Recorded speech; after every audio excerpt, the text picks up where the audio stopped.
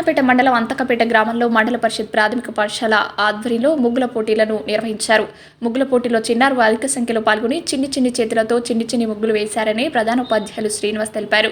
చిన్నారులకు బహుమతులు అందజేశామని అన్నారు. ఈ కార్యక్రమంలో సర్పంచ్ లావణ్య, రాజిరెడ్డి, ఎంపీటీసీ రజిత శ్రీనివాస్ రెడ్డి, ఉప సర్పంచ్ సంభయ్య, పాఠశాల ఉపాధ్యాయులు మధుసూదనచారి, రవికుమార్, గీత, వినిత, రాధిల్లా, పద్మ, ఎస్ఎంసీ చైర్మన్ రఘుపతి తదితరులు పాల్గొన్నారు.